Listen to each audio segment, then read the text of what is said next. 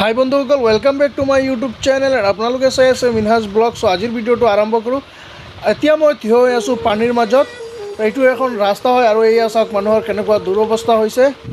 গোটেই হঠাৎ পানী আহি গোটেই গাঁওখন ভৰি পৰিছে। এয়া চাওক ঘৰৰ পৰা মানুহ ওলাই আছে। এইটো আপোনাৰ ঘৰ নেকি? আহক, এইফালে আহকচোন। আপুনি এইটো গাঁৱৰে হয় না? এইটো ঘৰ এনেকুৱা অৱস্থা কেতিয়াৰ পৰা হৈছে? কালি 9টা বজাৰ পৰা হঠাৎ আহিছে পানী। 9টা বজাত এনেকা পানী হঠাৎকে একদম এতিয়া একদম ঘূৰি গৈছে।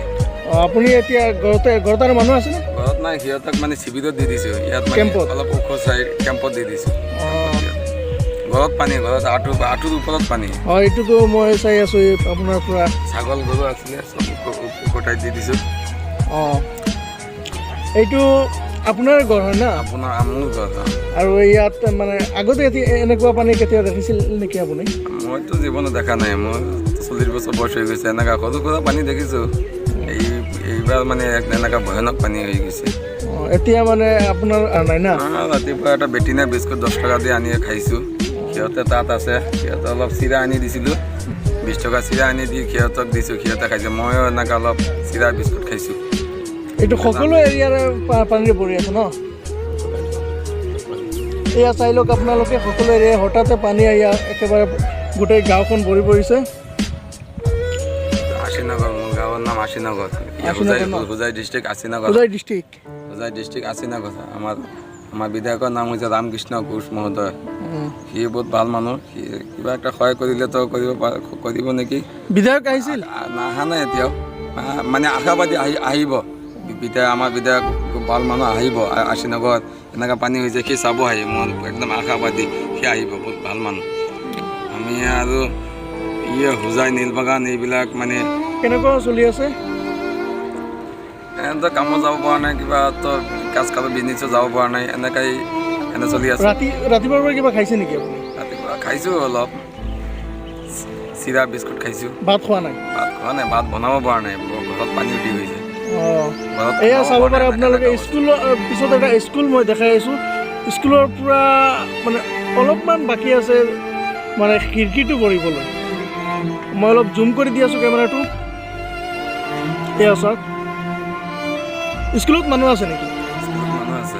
ইয়াত মানে আশে পাশে মানুহবিলাক চব স্কুলত পঢ়ি পেলাই কৰিছে। এয়াতো চবতো মাটিৰ ঘৰৰ ভিতৰত পানী সোমাইছে। মানুহ ঘৰৰ ভিতৰত এতিয়া আপোনালোকে ঘৰত থাকিবৰ অৱস্থা নাই। থকাৰ অৱস্থা নাই, মানে মাটিৰ ঘৰ, মানে ঘৰত সোমাব পৰা নাই। সোমালে মানে আঁঠুৰ মানে পেকৰ ভিতৰত সোমাই যায়।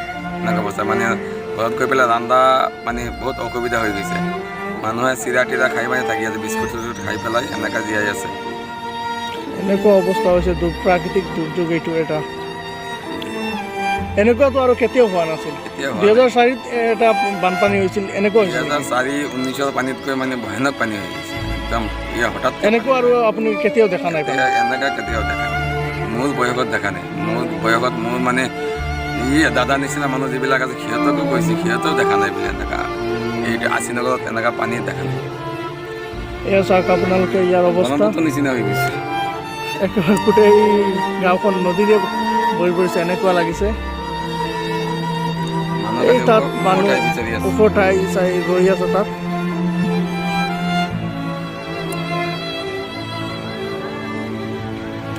যিফালে চাই সেইফালে পানী, অকল পানীৰে। এইটো ৰাস্তা ন? ৰাস্তাটো বাদেই দিয়ক, যিকেইখন স্কুলত মানুহে ৰৈ আছে তাতো পানীৰ পৰা স্কুলখন একেবাৰে ভৰি গৈছে পানীৰে।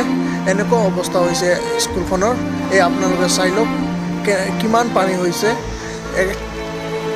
1 ঘণ্টাৰ ভিতৰত সকলো স্কুল একেবাৰে শেষ কৰি পেলাইছে, পানীৰে ভৰি পৰিছে। চ' প্লিজ ভিডিঅ'টো আপোনালোকে শ্বেয়াৰ কৰিব, যিমান পাৰে শ্বেয়াৰ কৰিব।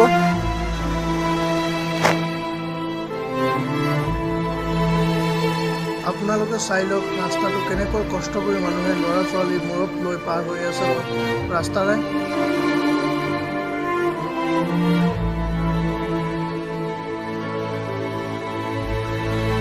পানীয়ে কেনেকৈ ভয়ানক ৰূপ লৈছে আপোনালোকে নিজে চাই লওক। মানুহৰ ঘৰ দুৱাৰ একেবাৰে উৰুৱাই লৈ গৈছে। এনেকুৱা দৃশ্য মই কেতিয়ালৈকে দেখা নাই। আপোনালোকে দেখিছেনে নাই জনাবচোন, আৰু ভিডিঅ'টো যিমানে পাৰে শ্বেয়াৰ কৰিব। এয়া চাই লওক কেনেকুৱা ঘৰ বাৰী উৰুৱাই লৈ গৈছে মানুহৰ।